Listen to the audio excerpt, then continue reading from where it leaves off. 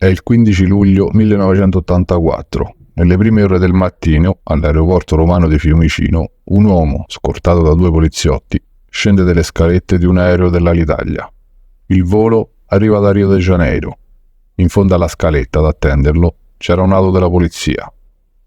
L'uomo fu fatto salire a bordo e venne portato nel carcere romano di Gegina Coeli. Da lì, il giorno seguente, venne scortato fino a Palermo, destinazione carcere del Lucciardone. L'uomo si chiamava Tommaso Buscetta. Il suo era un nome noto tra le cosche mafiose palermitane e tra chi si occupava di mafia. Lo chiamavano Don Masino. Poi i giornali iniziarono a definirlo il boss dei due mondi, perché aveva svolto la sua attività criminale sia in Europa che in America. Questa è la storia di Tommaso Buscetta. Don Masino nasce il 13 luglio 1928 a Palermo, in un quartiere popolare, da una modesta famiglia. La madre è una semplice casalinga, mentre il padre faceva il vetraio. Ragazzo sveglio e intelligente, una vita intensa, si sposa molto presto, a soli 16 anni. Ad ogni modo, il matrimonio procura delle responsabilità a Tommaso, fra tutte quella di assicurare il pane alla sua sposa. Nella Sicilia degli anni 40 non era concepibile che una donna svolgesse un lavoro. Buscetta quindi, per campare, fa attività legate al mercato nero, in particolare smercia clandestinamente tessere per il razionamento della farina. È il 1944 e la guerra sfianca le persone e devasta le città, inclusa Palermo, che stava sotto un cumulo di macerie, quelle del bombardamento dell'anno prima. Malgrado questo, l'anno dopo mettono al mondo una bambina, Felicia, mentre 2 anni dopo arriva anche Benedetto. Con 2 figli crescono ovviamente anche le esigenze economiche. A Palermo però di lavoro non se ne trova. Si fa avanti allora lo spettro di un'unica soluzione possibile, l'immigrazione. Saputo che in Argentina c'è buona possibilità di sistemazione per gli italiani, Tommasino si imbarca per poi sbarcare a Buenos Aires, dove si inventa un lavoro originale sulla orma dell'antica professione paterna, aprendo una vetreria nella capitale sudamericana. Ma l'attività non fa affari d'oro. Così, deluso, nel 1957 fa ritorno nella sua Palermo, deciso a tentare la strada della ricchezza e del successo con altri mezzi. In effetti Palermo in quel periodo stava cambiando, usufruendo anch'essa del boom economico di cui stava beneficiando l'Italia. Ovunque si costruiscono nuove opere, si demoliscono antichi palazzi per farne sorgere di nuovi. Purtroppo la mafia aveva già steso i suoi lunghi tentacoli su gran parte delle attività avviate, soprattutto sui numerosi palazzi in cemento armato, il nuovo materiale per le costruzioni che spuntavano come funghi.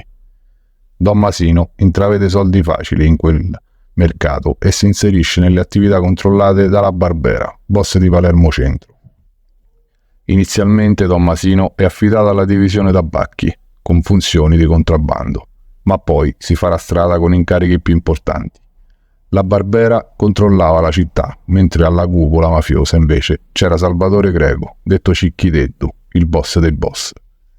Con la seconda moglie, alla fine del 1964, fugge in Messico per poi approdare a New York, importando per via illegale anche i figli.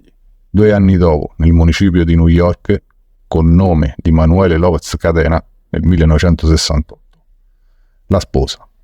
Sempre nel tentativo di fuggire alla giustizia, sempre quell'anno, indossa i nuovi panni di Paolo Roberto Felici. Con questa nuova identità sposa la brasiliana Cristina de Almeida Guimarães.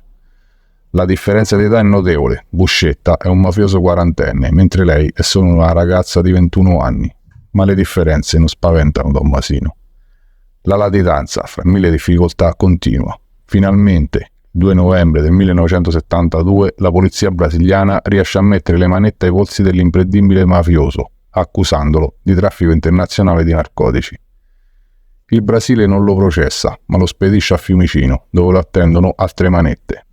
Nel dicembre del 1972 si apre per lui la porta di una cella del terzo braccio del carcere del Lucciardone.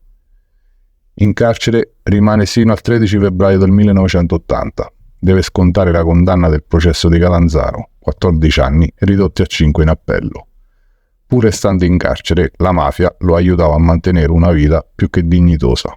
Colazione, pranzo e cena erano direttamente fornite dalle cucine di uno dei più noti ristoranti di Palermo. Gli anni che Buscetta trascorre a Lucciardone sono però cruciali per la mafia. Si scatena la seconda guerra di mafia, dove i corleonesi di Totò Riina la spuntano eliminando tutti i loro avversari: Stefano Bontate, Salvatore Inzerillo e Tano Badalamenti, che era stato già estromesso anni prima. Tutti amici di Tommasino.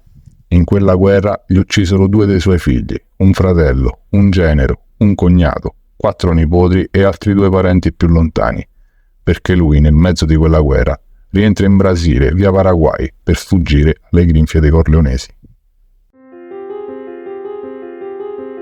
3 anni dopo, la mattina del 24 ottobre 1983, 40 uomini circondano la sua abitazione di San Paolo, scattano di nuovo le manette.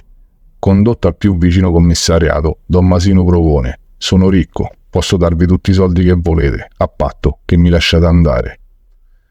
Niente. Nel giugno del 1984 2 magistrati palermitani vanno a trovarlo nelle carceri di San Paolo. Sono il giudice istruttore Giovanni Falcone ed il sostituto procuratore Geraci. Buscetta, durante lo storico colloquio, non ammette nulla, ma proprio quando i magistrati si stavano allontanando lancia un segnale: spero potremmo rivederci presto. Il 3 luglio del 1984 il Tribunale Supremo brasiliano concede la sua estradizione. Durante il tragitto verso l'Italia, Buscetta ingerisce 1,5 milligrammi di stricnina. Si salva. 4 giorni d'ospedale, poi finalmente è pronto per il volo fino a Roma. Quando il DC-10 all'Italia tocca la pista di Fiumicino, il 15 luglio 1984, l'aeroporto è circondato da squadre speciali. 3 giorni dopo, il mafioso Tommaso Buscetta è di fronte a Falcone. Con il giudice scatta un'intesa profonda, un senso di fiducia che sfocerà in un rapporto del tutto particolare. È la base fondamentale per le prime rivelazioni di Tommasino, che presto diventeranno come un fiume in piena. È di fatto il primo pentito della storia, un ruolo che si assume con grande coraggio e una scelta che pagherà caro prezzo. Nelle intense sedute con Falcone, Buscetta svela gli organigrammi delle cosche avversarie, poi quelle dei suoi alleati. Consegna ai giudici gli esattori Nino ed Ignazio Salvo, quindi l'ex sindaco di Palermo, Vito Ciancimino. Nel 1992, quando venne assassinato il parlamentare europeo della Democrazia Cristiana Salvo Lima, dirà che era uomo d'onore.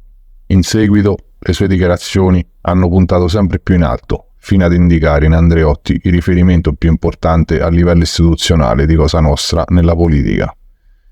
Insieme a Peci, ex militante delle Brigate Rosse, Tommaso Buscetta fu il più importante collaboratore di giustizia della storia d'Italia. Grazie a lui si scoprì come funzionava a livello decisionale la mafia siciliana, come era strutturata, chi comandava e come comandava. Parlò dei collegamenti tra Cosa Nostra e la politica siciliana e nazionale, dei collegamenti internazionali, rivelò i nomi degli uomini delle cosche all'interno delle amministrazioni locali e poi parlò degli omicidi, i motivi, chi li aveva decisi, chi erano stati gli esecutori materiali. Raccontò anche che cosa avvenne nel corso delle 2 guerre di mafia, quella del 62 e quella degli anni 80, quando i corleonesi, guidati da Totò Riina, non riuscendo a colpire lui, uccisero 2 suoi figli, un fratello, un genero, un cognato, 4 nipoti e altri 2 parenti più lontani. Buscetta è stato per gli ultimi 14 anni della sua vita un cittadino americano quasi libero, estradato negli USA dopo aver testimoniato in Italia. Ha da quel governo ottenuto, in cambio della sua collaborazione contro la presenza mafiosa negli Stati Uniti, cittadinanza, nuova identità sotto copertura, protezione per sé e per la sua famiglia. Questa è la storia di Tommaso Buscetta, un uomo d'onore.